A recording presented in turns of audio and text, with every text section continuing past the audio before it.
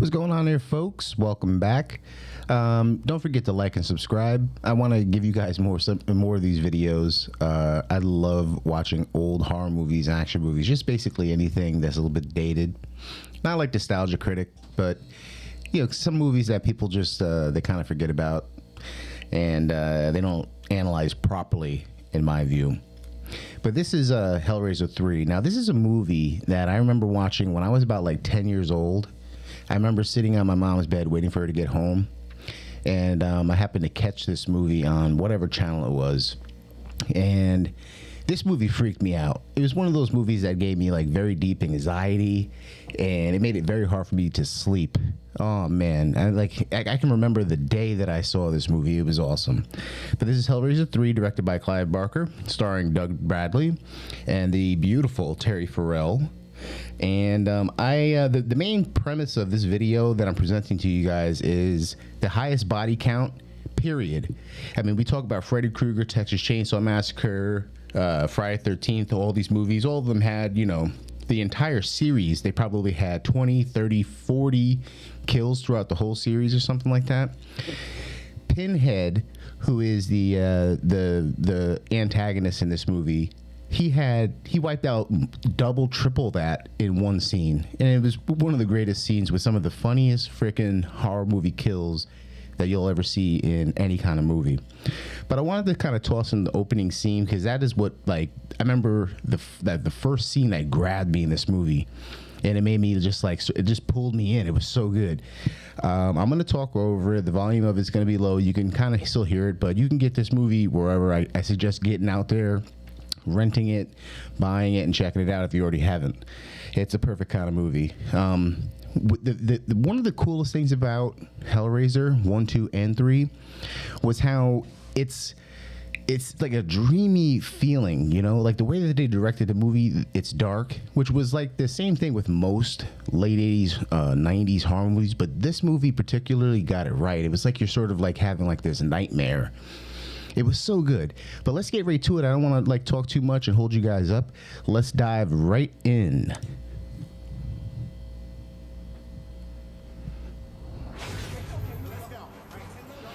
Right away, some dude gets like, he's pulled into the ER with chains hanging out of him. And he's going straight into the surgical room. Now that's good health care. Imagine, you know, we all been to the ER where people should be getting brought in and they're not. Imagine some guy who's sitting in a, you know, the emergency waiting room with chains hanging out of him. That'd be pretty horrible. Wait, I'm a reporter. Tell me what happened. I'm sorry, you can't go in. Wait, please, I need to talk. The beautiful Terry Farrell and this stripper, prostitute, or whatever she is. I never liked her as an actress. She was in a lot of like, you know, early 90s movies. She's very annoying. Boiler room? What is the boiler room? Where is the boiler room? Uh-oh. What the hell is going on back there?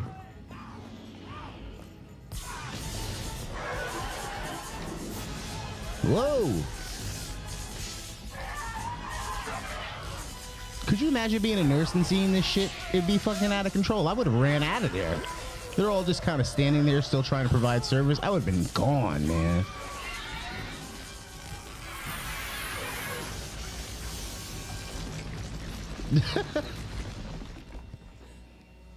Yeah, he's dead. There's no doubt about that. Thanks for, you know, trying to illustrate that.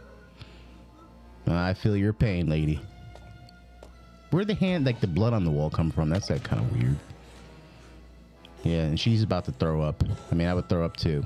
That's completely ridiculous.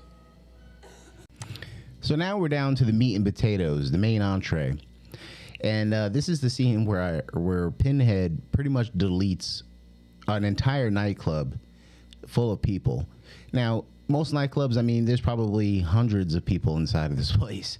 And like I said, Freddy Krueger, Texas Chainsaw Massacre, Friday 13th, I mean, any of these horror movies, you name them. And the entire series, some of these series had like 10 movies in them or something like that. And you probably have a body count total of like 50, 60 people. And everybody talks about, oh, this movie had an entire, like the highest body count and all this stuff. Pinhead is about to delete hundreds of people right away, like immediately, in a freaking nightclub. And I think that this is one of those types of scenes, like every single horror movie scene has been replicated, duplicated. Unless, I mean, there may be something that I've missed. You guys can put it down in the comments. But I have not seen a movie where so many people get murdered like this. I mean, it's completely insane. And some of these kills are completely freaking hilarious. Let's get into it, folks. Enjoy. A little baby, like, what the freak?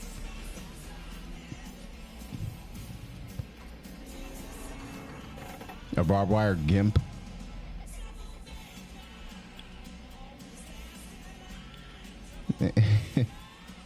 And like a mannequin on a wall squeezing a heart that somehow has blood in it. That's kind of strange. You know, one of the things that I wanted to point out, we're about to see the introduction of the most badass freaking like horror movie villain in the world. But I've been to the nightclub scene. I've been out there and doing my thing and stuff like that back in the day. I have never, like, all these people, you know, good and well, they're intoxicated. They're on drugs. But at the same time, I would notice if I'm sitting there and I'm having a drink out in a nightclub somewhere, I would definitely notice if there's like a baby moving around. And I'd be like, what the heck is going on with that? Or if there's like a gimp on the wall covered in barbed wire and he starts moving around and stuff like that, I'd be like, yo, there's something going on. I guess maybe I'm a little bit more observant or something like that. But I'd be like, yo, this is pretty suspicious, man. I think I might be trying to find the exit. There goes the bartender. No, the bouncer, whatever he is. And here we go.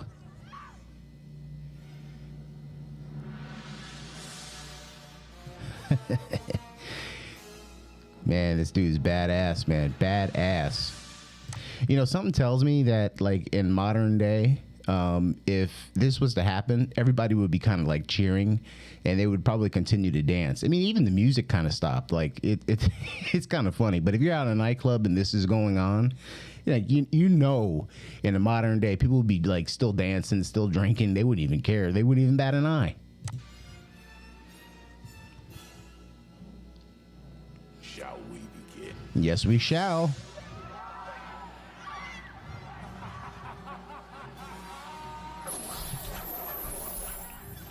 Now, why would the guy who owned the nightclub install these chains?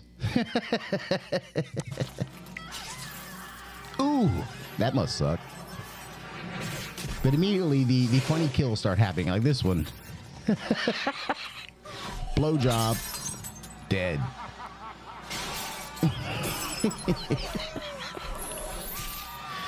These are great, man. Look at this crap.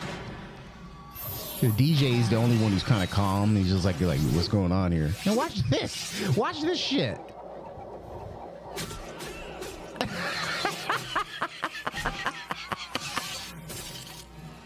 That's great.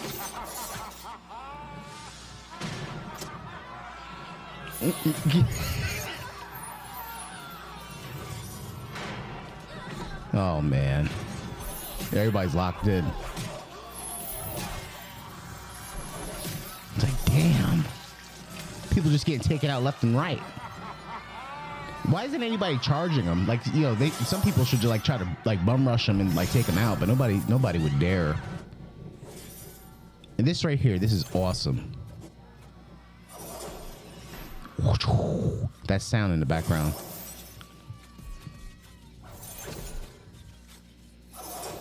Freaking awesome, man.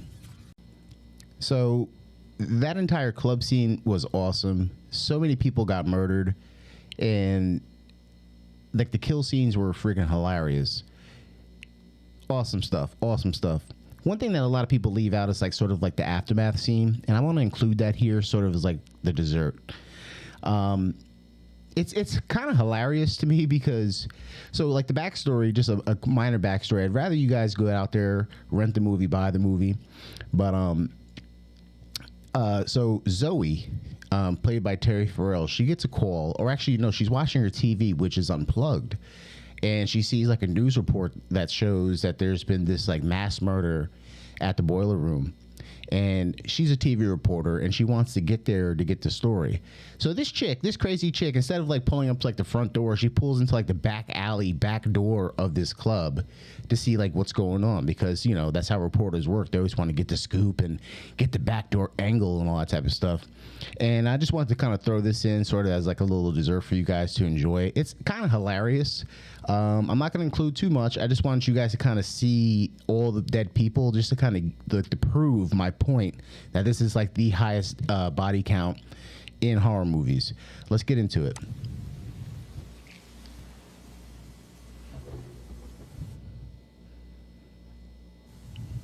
That truck right there belongs to her cameraman, so she knows obviously something's up. The cameraman got out of the car, didn't even like close the door. And where are the police? I mean, like, where the hell are the police? I mean, like, an entire nightclub just got like whacked out, and there's like no police. There's no ambulances. There's nothing going on. I mean, it doesn't make any sense. Got fire like burning. It's raining and there's fire. That's kind of odd, but you know, whatever. I don't want to nitpick the movie too much, but that's just kind of hilarious to me. But you know, Zoe's walking through some dark ass alley. Who knows what's down there? What rats or what like rapists are down there? I don't mean to say that word. I should have probably said the R word, but you know, whatever. Of course, you got a swinging door. Let's go up there. Let's go up there and check out that swinging door. Nothing creepy about that. Let's get our tail up there. Now, this scene right here, what's coming up when she walks into the door, just hammers home the last one with the nightclub kill scene. Yeah, that's kind of creepy. Somebody hanging from up there. But check this out. See how many people are wiped out. And tell me this isn't the highest body count in any horror movie. Bar none. I mean, I don't know any. I can't think of any other horror movie. I'm a horror movie buff, at least I like to think so. And I haven't seen anything like this. Look at this. Dismemberments, decapitations, you name it. Chains hanging everywhere. She's squeezing her box. Look at this crap. That was Santana who got like, you know, strung up in the last scene. It sucked. I mean, honestly, if you were a reporter and you went into this scene, if I saw one dead body, I'd be out of there. I'd be like, I'm out of here. See ya. She sees hundreds of dead bodies and she's still looking around. What is she looking around for? At this point, she is a reporter. And she should be maybe calling somebody and saying, like, you know, I know cell phones weren't super big back in 1993, but I mean, come on.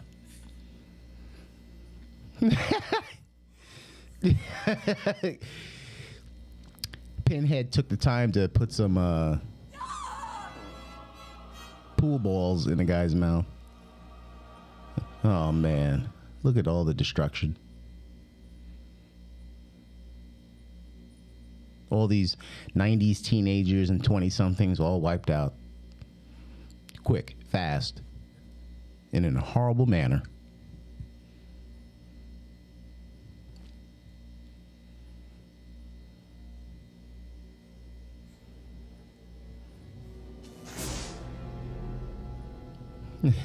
Lighting still working. You are center stage, Zoe.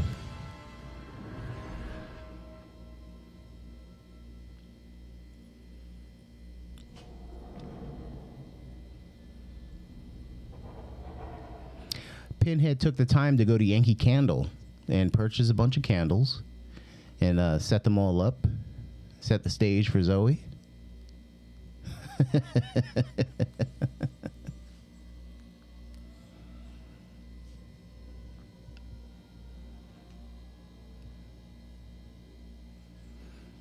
It's kind of funny that everybody's positioned as like a crowd to kind of like watch the